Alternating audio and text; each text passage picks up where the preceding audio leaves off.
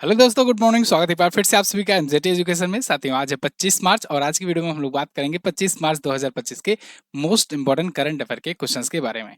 Daily current affair रोजाना देखिए, regularity बना करके रखिए। निश्चित ही आपके अंदर करंट अफेयर और स्टैटिक जीके का बहुत ही हैवली ग्राफ उठता हुआ दिखेगा आपका। तो चलिए शुरुआत करते हैं। सबसे पहले रिवीजन करते हैं रोजाना की तरह एक दिन पहले का। कल हम लोगों ने पढ़ा था कि भगत सिंह जी, सुखदेव जी और राजगुरु जी की पुण्यतिथि पर प्रत्येक वर्ष 23 मार्च को शहीद दिवस मनाया जाता है। भारतीय बायोटेक स्टार्टअप को बढ़ावा देने के लिए भारत सरकार ने अभी बायोसारथी नाम का एक पहल शुरू किया हुआ है।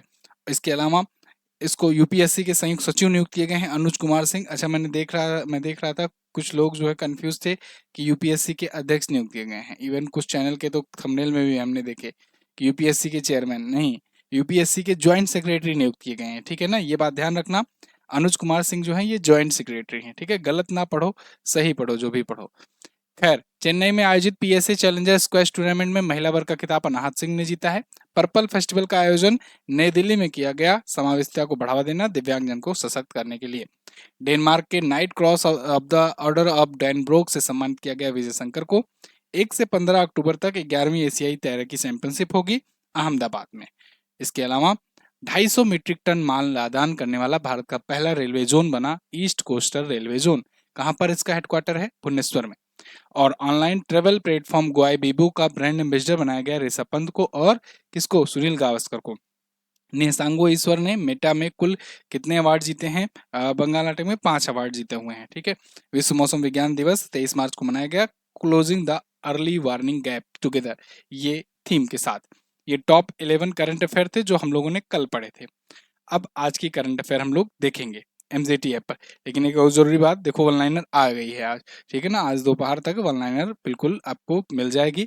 वन लाइनर कहाँ मिलेगी? बेस्ट ई बुक सेक्शन में आप जाओगे तो वहीं पर आपको मिलेगी। ठीक है, कैसे क्या मिलेगा अभी मैं आगे प्रोसेस बताता हूँ। पहला क्वेश्चन, विश्व क्षय रोग दिवस कब मनाया गया? या वर्ल्ड ट्यूबरकुलोसिस डे या वर्ल्ड टीबी डे। टीबी ध्यान रखना, ये वाला टीबी रहेगा, ये वाला टीबी नहीं रहेगा। ठीक है ना, ये वाला टीबी टेलीविजन होता है, ये वाला टीबी ट्यूबरकुलोसिस होता है। तो ट्यूबरकुलोसिस एक बीमारी है और टीबी जो है, टेलीविजन जो है, ये बीमारी हुआ करती थी। अब तो व्हाट्सएप फेसबुक है। खैर, विश्व क्षय रोग दिवस जो है ये मनाया जाता है 24 मार्च को। तो 24 मार्च को टीबी के प्रति अवेयरनेस फैलाने के लिए, टीबी रोग के प्रति, इसकी रोकथाम के प्रति अवेयरनेस फैलाने के लिए ये दिवस मनाते हैं। ट्यूबरकुलोसिस जो है ये फेफड़े से संबंधित बीमारी होती है। भारत सरकार ने एक लक्ष्य भी रखा है, मैंने आपको कई बार बताया भी हुआ है कि 2025 तक टीबी उन्मूलन का लक्ष्य रखा था भारत सरकार ने। है ना, देखते हैं अभी ये टीबी उन्मूलन होता है कि नहीं। अभी तक तो नहीं हुआ है, 25 तो आ गया है, 25 एंड तक देखते हैं टीबी उन्मूलन होता है कि नहीं। लेकिन ये लक्ष्य आपको याद रखना है कि भारत का लक्ष्य है, भारत भारत टीबी मुक्त हो जाए, टीबी मुक्त हो जाए। और इसके लिए सरकार ने एक अभियान भी चलाया था, निक्षय मित्र अभियान। ये पूछा जाएगा आपसे, निक्षय मित्र अभियान, निक्षय मित्र अभियान। ठीक है, ये चल रहा है जिसके तहत भारत में टीबी उन्मूलन का लक्ष्य 2025 तक रखा गया हुआ है। खैर, वर्ल्ड टीबी डे पर आते हैं। इस बार की थीम क्या है? थीम है yes we can in TB, commit, invest, have result. ठीक है, तो ये थीम है। 1882 को एक्चुअली में 24 मार्च के ही दिन रॉबर्ट कोच जो थे, इन्होंने माइकोबैक्टीरियम ट्यूबरकुलोसिस की खोज की थी, जो वही बैक्टीरिया है जो टीबी रोग के लिए रिस्पॉन्सिबल होता है। खैर, माइकोबैक्टीरियम आपको दिख रहा है ना, तो यानी कि बैक्टीरियम मिल गया आपको। एक क्वेश्चन पूछा जाता है कि बताओ निम्न में से कौन सा रोग वायरस जनित रोग नहीं है, ऐसा क्वेश्चन। या फिर टीबी जो है ये किस प्रकार से फैलता है या होता है? बैक्टीरिया से, वायरस से, कवक से, किस प्रकार से? तो उसमें आप बैक्टीरिया लगाएंगे। और इनमें से कौन सा जो है वायरस जनित रोग नहीं अगर दिया रहेगा तो 3 वायरस से होने वाले रोग दिए रहेंगे, जैसे एड्स का वायरस दे देगा, इबोला वायरस दे देगा, इसके अलावा कोरोना दे देगा, और वहीं पे टीबी दे देगा। तो टीबी जो है बैक्टीरिया से होता है, वायरस से नहीं होता है, ये बात ध्यान रखना, पूछा जाता है साइंस में। ठीक है, अगला, ये प्रमुख दिवस हैं, आज हम लोग रिवीजन करेंगे, कई दिन हो गए हैं। तो देखिए, 1 मार्च को 2 महत्वपूर्ण दिवस मनाए गए, विश्व नागरिक सुरक्षा दिवस, शून्य भेदभाव दिवस। 3 मार्च को भी 2 दिवस मनाए गए, एक विश्व वन्यजीव दिवस, एक विश्व श्रवण दिवस। 4 मार्च को राष्ट्रीय सुरक्षा दिवस, 7 मार्च को जन औषधि दिवस या जेनरिक डे, और 1 से 7 मार्च को जनऔषधि सप्ताह मनाया गया। वहीं 8 मार्च को अंतर्राष्ट्रीय महिला दिवस, 10 मार्च को सीआईएसएफ का स्थापना दिवस, 12 मार्च को धूम्रपान निषेध दिवस इंपॉर्टेंट होता है। इसके अलावा 14 मार्च को अंतर्राष्ट्रीय गणित दिवस, ये भी इंपॉर्टेंट है। 15 मार्च को विश्व उपभोक्ता अधिकार दिवस, सुपर इंपॉर्टेंट। 16 मार्च राष्ट्रीय टीकाकरण दिवस, अगेन इंपॉर्टेंट। 18 मार्च सामाजिक कार्य दिवस। 20 मार्च को विश्व गौरैया दिवस। इसके अलावा 20 मार्च को ही अंतर्राष्ट्रीय प्रसन्नता दिवस मनाया गया, इंपॉर्टेंट है। और 21 मार्च को अंतर्राष्ट्रीय वन दिवस, 21 मार्च को नस्लीय भेदभाव उन्मूलन के लिए दिवस, 21 मार्च को विश्व डाउन सिंड्रोम दिवस और 21 मार्च को विश्व कविता दिवस मनाया गया। ये सब 21 मार्च को मनाया गया। 22 मार्च को विश्व जल दिवस, मोस्ट इंपॉर्टेंट, इसे याद रखना, थीम भी याद रखना। 23 मार्च को विश्व मौसम विज्ञान दिवस पूछा जाता है। 23 मार्च शहीद दिवस और 24 मार्च को विश्व क्षय रोग दिवस। ठीक है, जहां जहां मैं स्टार लगा दे रहा हूं उसको आप अच्छे से तैयार कर लीजिएगा, वो ज्यादा पूछे जाने के चांस होते हैं। अगला, ज्ञानपीठ पुरस्कार 2024 से किसे चुना गया या कौन इसका विजेता बना? तो ज्ञानपीठ 24 ये मिला है साथियों विनोद कुमार शुक्ला जी को। विनोद कुमार शुक्ला ये हिंदी के हैं, लेखक है, साहित्यकार हैं और साहित्य के लिए भारत में सबसे बड़ा पुरस्कार होता है ज्ञानपीठ पुरस्कार, है ना। और हिंदी साहित्य के लिए इनको इस बार दिया गया है। इंटरेस्टिंग बात यह है कि हिंदी साहित्य के लिए 12वें वाले ये व्यक्ति हैं, 12वें व्यक्ति हैं जो हिंदी के लिए पाए हुए हैं, ठीक है, और छत्तीसगढ़ के पहले व्यक्ति हैं। खैर 59वां ज्ञानपीठ इनको मिलेगा।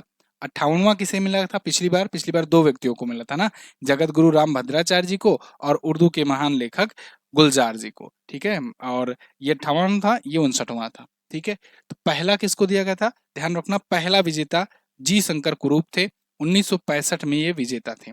इसके बाद पहली महिला पूछा जाएगा तो आशा पूर्णा देवी थी, ये बांग्ला भाषा के लिए थी, 1976 में पाई थी पहली महिला। और ज्ञानपीठ पाने वाले पहले हिंदी लेखक थे सुमित्रा नंदन पंत जी, 1968 में पाए थे।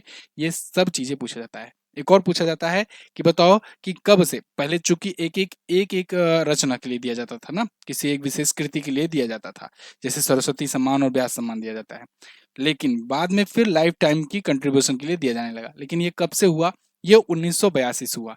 1982 में जब आखिरी बार यामा पुस्तक के लिए दिया गया, यामा पुस्तक के लिए दिया गया किसे, महादेवी वर्मा को, महादेवी वर्मा को दिया गया।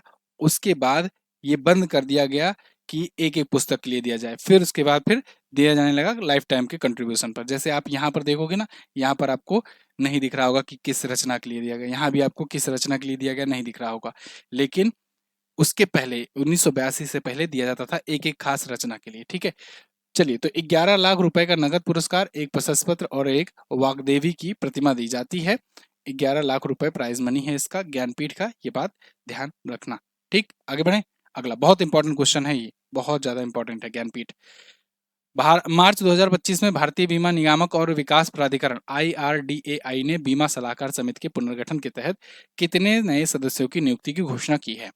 तो IRDAI ने बीमा सलाहकार समिति का पुनर्गठन किया और उसमें 5 सदस्यों को नियुक्त किया है। ये 5 सदस्य कौन है, आप देखिए यहाँ पर, IRDAI induct 5 new member into insurance advisory panel. तो अब 5 व्यक्ति हैं, देखिए इसमें आपको नाम बहुत सारे लगेंगे जाने पहचाने से, क्यों मैं भी बताता हूँ। पहला MR कुमार, MR कुमार याद होगा आपको कि अभी देखो, अभी सिद्धार्थ मल्होत्रा हैं LIC के अध्यक्ष, इनसे पहले ये थे LIC के अध्यक्ष, काफी लंबे समय तक थे, इनका कार्यकाल भी बढ़ाया गया था। तो ये बैंक ऑफ इंडिया के अभी नॉन एग्जीक्यूटिव अधिकारी हैं, लेकिन LIC के पूर्व अध्यक्ष रह चुके हैं, काफी लंबे समय तक थे। दिनेश कुमार खारा SBI के पूर्व अध्यक्ष, ये भी याद होना चाहिए आपको, ठीक है ना। तो ये SBI के पूर्व अध्यक्ष थे। विशाखा मुले, अगर आपको याद हो, थोड़ा सा अगर पीछे जाओगे तो आदित्य बिरला कैपिटल की CEO ये है। इसके अलावा Nilesh Shah Kotak Mahindra asset management company के प्रबंध निदेशक थे।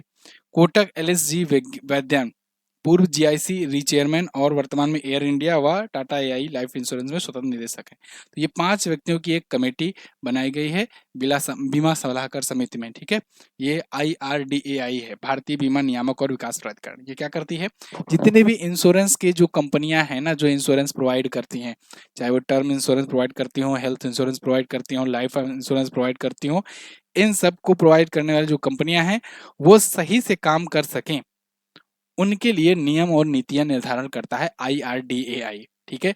अगर किसी के साथ कोई धोखाधड़ी होता है या फिर ये चेक करना हो कि कौन सा इंश्योरेंस अच्छा इंश्योरेंस है, कौन सा नहीं है, कौन सी कंपनी जो है वो सही तरीके से अपना मतलब डिलीवर करती है। क्योंकि बहुत बार क्या होता है ना कि इंश्योरेंस कंपनियां आपसे इंश्योरेंस तो करवा लेती हैं, लेकिन जब बात ये आती है उसकी क्लेम जब कोई करता है ना, तो उसमें इधर उधर का डॉक्यूमेंटेशन में इधर उधर का वो चीज़ बता करके आपको या तो 50% देंगी या तो फिर नहीं देंगी, या बता देंगी कि आप वैलिड नहीं हो या आप जो है एलिजिबल नहीं हो, कुछ भी बता देती हैं।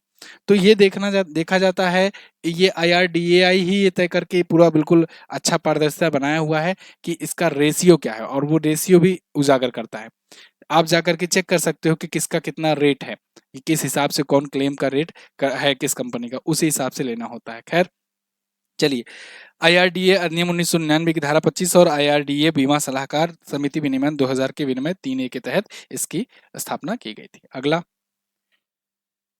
राष्ट्रीय ई विधान एप्लीकेशन में शामिल होने वाली भारत की 28वीं विधायिका कौन है?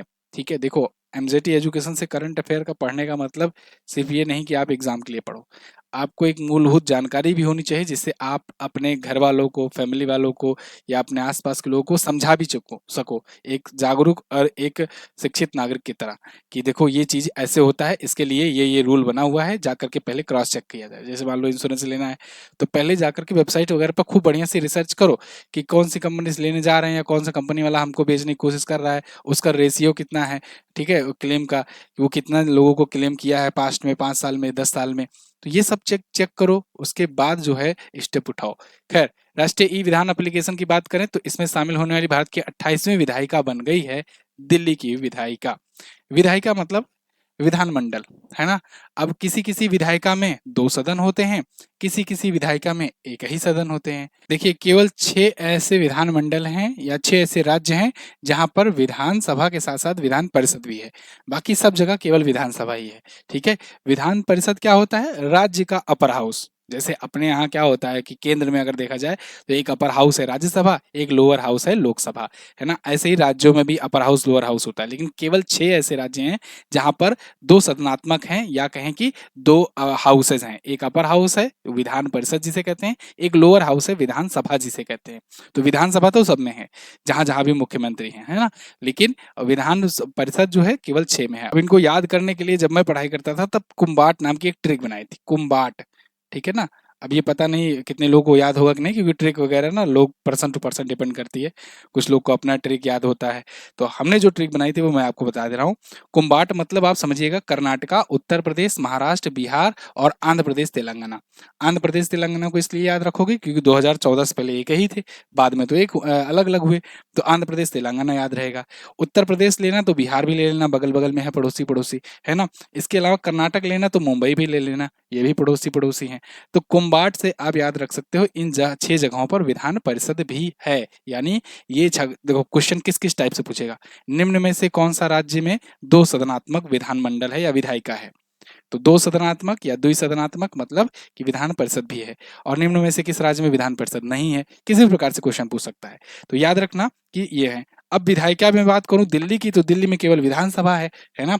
तो विधानसभा, अच्छा एक चीज़ और देखो, दिल्ली, पुडुचेरी और जम्मू कश्मीर 3 ऐसे यूनियन टेरिटरी हैं। टोटल आप जानते हो ना 7 यूनियन टेरिटरी हैं, लेकिन 3 ऐसे इनमें हैं जिनमें विधानमंडल भी है, मतलब जिनके सीएम भी होते हैं।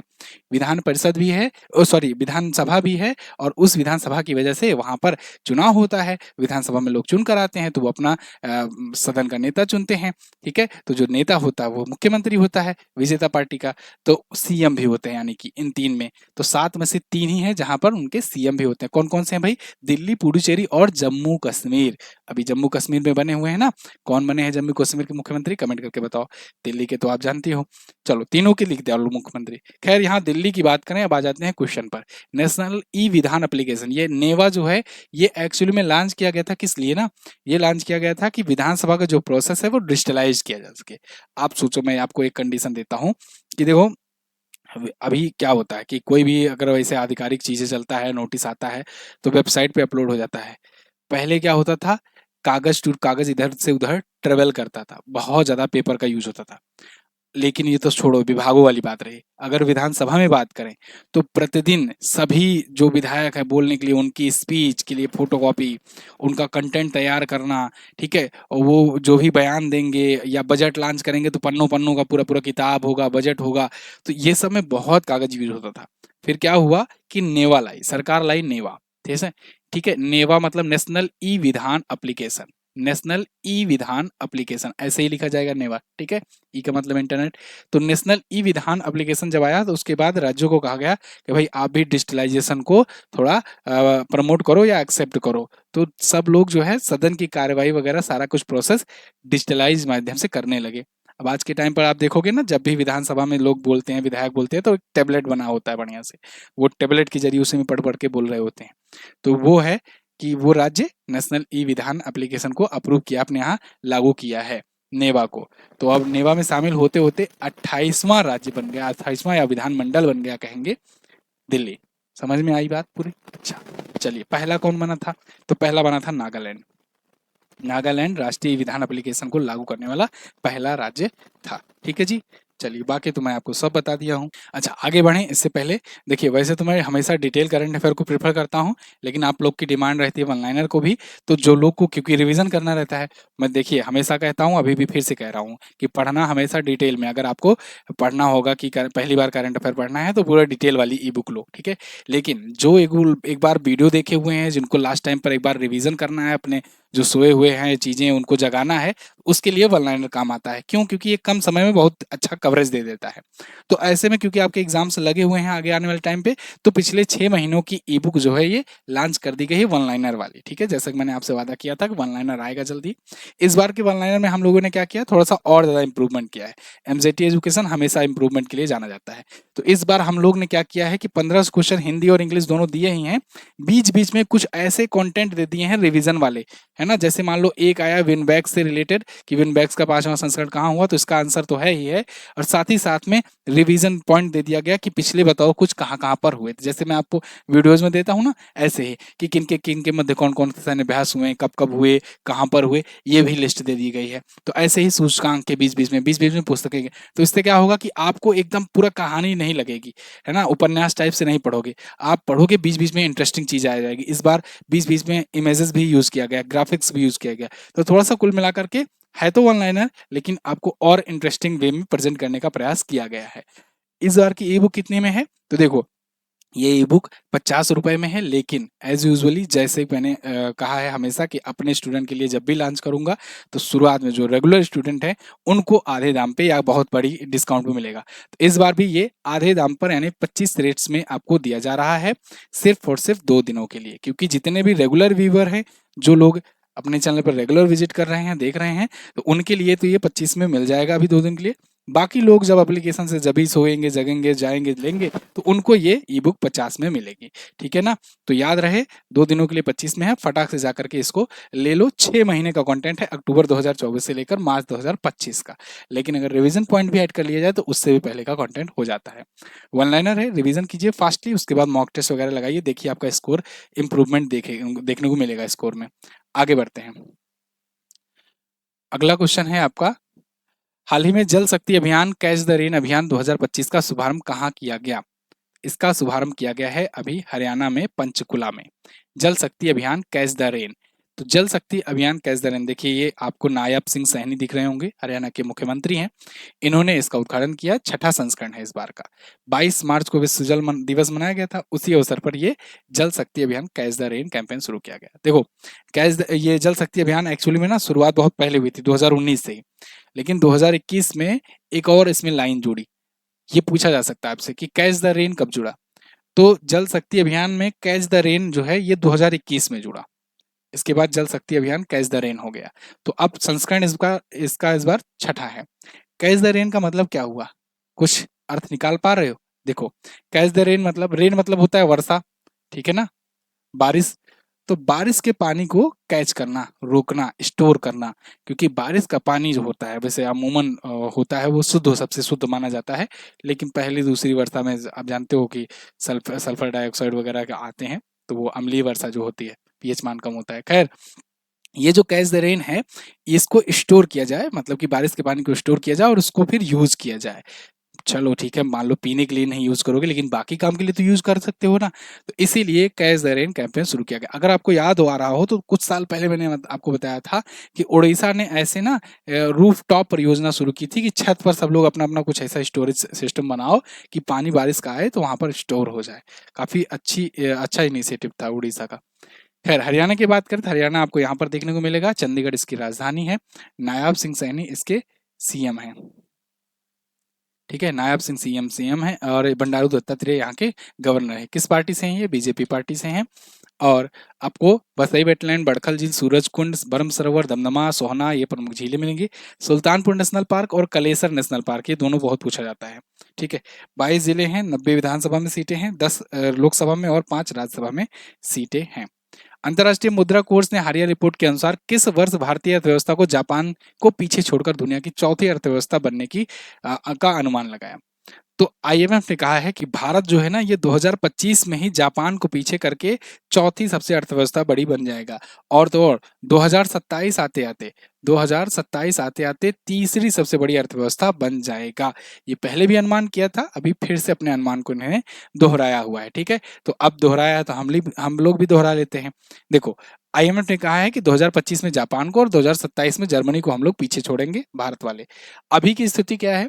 अभी के टाइम पर दुनिया में टॉप 5 इकोनॉमी में बात करें तो अमेरिका की इकोनॉमी है टॉप पर सबसे ज्यादा।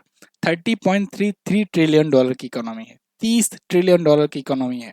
इसके अलावा चीन जो है, चीन $19.53 ट्रिलियन की इकोनॉमी वाला देश है। जर्मनी जो है ये $4.92 ट्रिलियन की इकोनॉमी है। जापान $4.39 ट्रिलियन का, भारत जो है $4.27 ट्रिलियन की इकोनॉमी वाला देश है। तो भारत पहले जापान को पीछे करेगा, फिर जर्मनी को पीछे करेगा। और फिर चीन और अमेरिका की अगर बात करें तो एक और डाटा आया था इसका, और पहले ब्लूमबर्ग का था शायद, उसने बताया था कि 2070 तक हम लोग अमेरिका को पीछे कर देंगे। मतलब भारत बन जाएगी दूसरी सबसे बड़ी इकोनॉमी। सर, अमेरिका को पीछे करेंगे तो दूसरी कैसे बनेंगे? अमेरिका टॉप पर है। हाँ, लेकिन 2000 एक और रिपोर्ट इसी में बताया गया है कि 2050 तक ना अमेरिका टॉप पर नहीं रह जाएगा, अमेरिका को खुद चीन पीछे कर देगा। तो चाइना बन जाएगा टॉप की इकोनॉमी और हम लोग आ जाएंगे 2070 तक सेकंड पर, अमेरिका जाएगा तीसरे पर। ठीक है, अमेरिका की ग्रोथ रेट इतनी स्लो है। हालांकि अगर ट्रंप ने जैसा जैसा किया है इससे हो सकता है कुछ परिवर्तन देखने को मिले, लेकिन देखना होगा क्या होता है। चीजें बदलती रहती है, अनुमान हमेशा बदलता रहता है।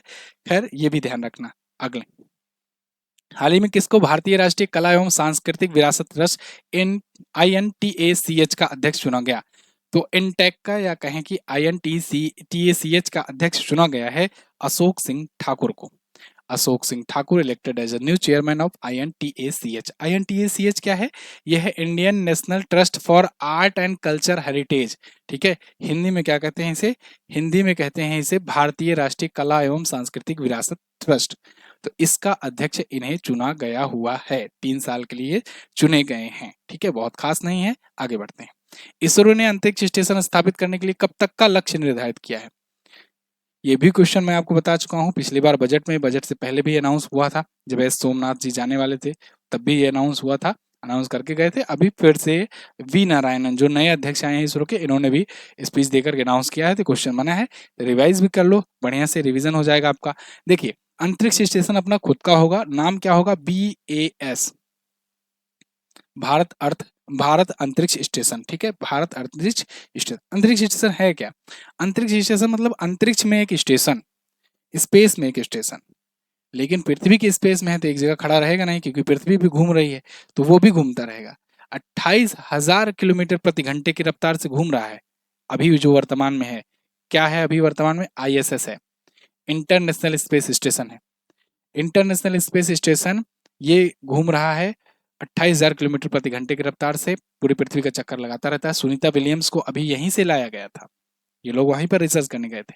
ISS की अगर मैं बात करूं तो ये लॉन्च किया गया था 1998 में। कनाडा की स्पेस एजेंसी, नासा अमेरिका की स्पेस एजेंसी जो है, इसके अलावा ESA यानी यूरोपियन स्पेस एजेंसी, इसके अलावा रूस की स्पेस एजेंसी, ये सब मिल करके लॉन्च किए थे। इसीलिए इसका नाम इंटरनेशनल स्पेस स्टेशन दिया गया, किसी एक देश का स्पेस स्टेशन नहीं दिया गया। लेकिन हर चीज की वैलिडिटी होती है, इनकी भी वैलिडिटी है 2031-30 तक। तो 2030-31 में ये गिरा दिए जाएंगे। कहाँ गिरा दिए जाएंगे? प्रशांत महासागर में, पैसिफिक ओशियन में 2030 में ये गिर जाएगा, ठीक है। और उसके बाद सब देश फिर अपना अपना लॉन्च करेंगे, क्योंकि अब अपना सब कैपेबल हो गए हैं। जैसे चीन लॉन्च करना शुरू कर चुका है, उसका मॉड्यूल मॉड्यूल कहीं जा चुका है। भारत अपना लॉन्च करेगा पहला मॉड्यूल 2028 में, फर्स्ट मॉड्यूल। लेकिन 5 मॉड्यूल में बनाया जाएगा, तो 2035 तक अपना खुद का पाँचों बनकर तैयार होगा, क्योंकि तब तक 5 मॉड्यूल हम लोग लॉन्च कर चुके होंगे। तो यहाँ पर आंसर क्या होगा? यहाँ पर पूछा गया है कब तक स्थापित कर देगा, मतलब पूरा का पूरा पाँचों मॉड्यूल वहाँ भेज देगा, तो 2035 लगाना। अगर पूछा जाएगा कि पहला मॉड्यूल कब भेजेगा, तब 2028 लगाना। याद रहेगी बात? चलिए, और चलो अब इसी में बता दो, और 2 चीज़ें मैंने आपको कुछ ऐसे होता है अर्थ स्टेशन, है ना? वहाँ पे स्टेशन होता है, सोलर पैनल खुल जाते हैं और सोलर पैनल से वहाँ पर एनर्जी ये लेता रहता है। खैर, कुछ और चीज़ें जैसे 2028-35 तक तो ये अपने लोग ने लक्ष्य रखा है। इसके अलावा हम लोगों ने रखा है लक्ष्य कि 2040 तक ना चाँद पर मनुष्य उतार देंगे। चाँद पर मनुष्य उतार देंगे, ठीक है? और क्या लक्ष्य रखा है? और लक्ष्य रखा है, अभी मैंने चंद्रयान के बारे में भी कुछ दिन पहले बताया था कि 2027 तक चंद्रयान 4 लॉन्च करेंगे और 2028 में चंद्रयान 5 लॉन्च करेंगे, ठीक है? हो सकता है चंद्रयान 7 या चंद्रयान 8 तक हम लोग धरती पर उतार दें, चाँद की धरती पर उतार दें मनुष्य को, लेकिन वो कौन-सा चंद्रयान होगा ये अभी क्लियर नहीं है। तब तक हो सकता है कई चंद्र मिशन हम लोग करें, ठीक है? एक बार रोबोट भेजें, हो सकता है जैसे 2 बार रोबोट तो भेज चुके, एक बार मतलब भेज चुके, एक बार और सक्सेसफुली लैंड किया। चंद्रयान 4 में थोड़ा बड़ा भेजेंगे, चंद्रयान 5 में और बड़ा भेजेंगे, है ना? तो जब रोबोट एकदम बढ़िया से कन्फर्ट हो जा रहे होंगे, तब फिर मनुष्यों को भेजा जाने लगेगा सारा डाटा लेने के बाद। अब देखो, इसके अलावा 2035 वाला मैंने आपको बताया ही लक्ष्य। ये सब लक्ष्य हैं, इसको नोट्स में बना डालो सब। बीएएस होगा, भारत अंतरिक्ष स्टेशन होगा अपना, ठीक है? बस, और चंद्रयान चंद्रयान 5 सॉरी गगनयान मिशन जो है, ये 2025-26 में अब चला गया है, 26 में यहाँ लिख दे रहा हूँ, 26 तक जाएगा गगनयान, ठीक है ना? गगनयान, क्योंकि अभी जो शुभांशु शुक्ला हैं, अभी तो गए हुए हैं, अभी इंटरनेशनल स्पेस स्टेशन जाएँगे पहले, है ना? तो स्पेस स्टेशन जाएँगे, वो सीख समझ के आएँगे, फिर उसके बाद गगनयान मिशन हम लोग करेंगे। शुभांशु शुक्ला के साथ ही तो 2 लोग और हैं, 3 लोग जाएँगे गगन में, ठीक है? इसरो के द्वारा, इसरो का पहला मानव मिशन होने वाला है। अगला, अंतरिक्ष वाला, अंतरिक्ष करंट अफेयर जो है स्पेस टेक्नोलॉजी का, ये पूछा जाता है, इसको अच्छे से तैयार करके रखा करो। और यही होता है जो आपको सिलेक्शन दिलाता है, क्योंकि कुछ ऐसे क्वेश्चंस हैं जो सब नहीं कर पाते, जो सब नहीं कर पाते वो अगर करोगे ना तभी सिलेक्शन पाओगे, जो सब कर पाते हैं वो भी कर पाओगे, तब तो फिर क्या बात रहेगी फिर। 5 मॉड्यूल लॉन्च किए जाएंगे, बाकी सब मैंने बता दिया है। वी नारायण का नाम याद रखना, नए अध्यक्ष हैं इसरो के, ठीक है? अगला, टाइम आज ज़्यादा हो गया काफ़ी। सेपक टकराव विश्व कप 2025 की मेज़बानी में भारत का कौन-सा राज्य करेगा? तो सेपक टकराव जो होगा, ये होगा बिहार में। सेपक टकराव कहाँ होगा? बिहार में होगा। देखो, आजकल ना बहुत अच्छा ये चीज़ है, अगर इकोनॉमी बढ़ाना हो तो खेल का आयोजन करो। बहुत अच्छा सोर्स होता है ये, अगर आप अपने राज्य में लगातार खेलों का आयोजन करने लगे, इकोनॉमी बूस्ट होनी ही होनी है। क्योंकि पर्यटन बढ़ता है और उसमें खेल खेल का काफ़ी ज़्यादा क्रेज़ भी होता है। मैं तो कहता हूँ ना, इनको एक अच्छा-सा स्टेडियम बनवाना चाहिए, वहीं आईपीएल टूर्नामेंट करवा दें। 2-4 बार मतलब आईपीएल हो और 2-4 आयोजन होने लगे, 5 आयोजन ना, तब इकोनॉमी बिहार की और ज़्यादा बढ़ेगी, है ना? क्योंकि क्रिकेट का क्रेज़ बहुत ज़्यादा है। खैर, इस बार अगर आप बिहार में देखो, कई इनिशिएटिव लिए गए हैं, जैसे खेलो इंडिया का यूथ गेम इस बार होगा, बिहार में होगा। कब होगा अभी डेट नहीं, लेकिन होगा। इसके अलावा ये देखो, ये सेकअप विश्व कप होगा, तो अब इससे मतलब जो बाकी के खेलों का आयोजन हो रहा है, तो उससे बढ़ेंगे तो है ही, लेकिन वही है कि क्रिकेट यहाँ पर सबसे ज़्यादा बड़ा वो है, क्रिकेट हो जाता तो और मज़ा आ जाता। खैर, स्टाफ आईएसटीएफ सेपक टकराव विश्व कप है। ये सेपक टकराव क्या है? सेकप सेपक टकराव थोड़ा आपको अजीब नाम लग रहा होगा। ये एक बुका बॉल या किक वॉलीबॉल या फुट वॉलीबॉल इसे कहा जाता है। ये प्रकार का खेल है, एशिया में ही प्रसिद्ध है। तो एशिया, दक्षिण पूर्व एशिया का आईएसटीएफ सेपक टकराव दुनिया भर में मशहूर हो रहा है। एशियाई खेलों में इसका शामिल हो जाना ही ये थोड़ा-सा इसको पॉपुलैरिटी दिलाया है। तो अब बिहार में भी आयोजन हो रहा है, भारत में भी, तो भारत में भी इसके प्रति लोग जानेंगे, ठीक है? जैसे कि आज आप जान गए। खैर, ये आयोजन आईएसटीएफ के द्वारा किया जाता है, इसीलिए आईएसटीएफ सेपक टकराव नाम है। इंटरनेशनल सेपक टकराव फेडरेशन के द्वारा आयोजन किया जाता है। बिहार की बात करें तो बिहार आपको यहाँ पर देखने को मिल जाएगा। बिहार के नीचे झारखंड है, झारखंड इससे अलग हुआ था 15 नवंबर सन 2000 को। उत्तर प्रदेश बगल में इधर है और पश्चिम बंगाल से, 3 राज्यों से अपना बॉर्डर लगा रहा है ये, ऊपर नेपाल से लगाता है। पटना राजधानी है। नीतीश कुमार जी ये यहाँ के सीएम है। किस पार्टी से हैं यहाँ पर सीएम, बताओ? जेडीयू पार्टी से हैं, JDU, Janata Dal United party से हैं। इसके अलावा आरिफ मोहम्मद खान यहाँ के नए गवर्नर हैं। गोगाबिल झील है, सिमरी बख्तियारपुर झील है, जगतपुर झील है। वाल्मीकि नेशनल पार्क पूछा जाता है, भीमबंधु अभ्यारण्य भी पूछा जाता है, राजगीर अभ्यारण्य और कैमूर अभ्यारण्य भी पूछा जाता है। सब के सब यहाँ पर पूछे गए हैं, याद रखना। इसके अलावा जाट जटिन डांस बहुत पूछा जाता है, झुमरी पूछा जाता है। गोदना, गोदना यहाँ का लोक कला है, गोदना। जिले 38 हैं, 243 विधानसभा में सीटें हैं, 40 लोकसभा में और 16 राज्यसभा में यहाँ से सीट जाती है। आज का लास्ट क्वेश्चन, मार्च 2025 में किसको उड़ीसा हाईकोर्ट का नया मुख्य न्यायाधीश बनाया गया? हरीश टंडन, जस्टिस हरीश टंडन आपको यहाँ पर दिख रहे हैं, ये उड़ीसा हाईकोर्ट के नए मुख्य न्यायाधीश हैं। अच्छा, एक अभी और दिल्ली हाईकोर्ट के एक जज है ना, काफी ज्यादा सुर्खियों में चल रहे हैं इस समय, 15 करोड़ रुपए पकड़े गए हैं कैश में। कोई आया और होली के दिन इनका होलिका दहन करके चला गया। चलिए, खैर इस पर जांच चल रही है। 22 मार्च को इनको नियुक्त किया गया है, हरीश टंडन जी को, उड़ीसा हाईकोर्ट के मुख्य न्यायाधीश के रूप में। ये न्यायमूर्ति चक्रधारी चरण सिंह इनके रिटायरमेंट के बाद आए हुए हैं। अगला, तो ये थे आज के दिन के टॉप 10 करंट अफेयर के क्वेश्चंस। काफी लंबी वीडियो चली गई है आज। चलिए, भारतीय संसद में स्थापित महात्मा गांधी की बैठने वाली स्थित की प्रतिमा किसने बनाया? रामवीर सुतार ने। अंतर्राष्ट्रीय ओलंपिक समिति के अध्यक्ष का कार्यकाल कितना होता है? 8 वर्षों का। आज आपको क्या बताना है? आज बताना है चेन्नई में आयोजित SRFI इंडिया टूर, इसका पूर्ण साइकिल किसने जीता है? दूसरा, भारत बायो इकोनॉमी रिपोर्ट किसने जारी की है? दोनों क्वेश्चंस के बारे में जो भी पता होगा डिटेल से जरूर आंसर करना। और वीडियो लंबी गई है, इसके लिए सॉरी। कोशिश करता हूँ कि शॉर्ट से शॉर्ट वीडियो रखने की, लेकिन ज़्यादा से ज़्यादा कंटेंट देने की। कभी कभी थोड़ा सा ऊपर नीचे हो जाता है। मिलेंगे अगली वीडियो में, तब तक के लिए नमस्कार, जय हिंद, वंदे मातरम।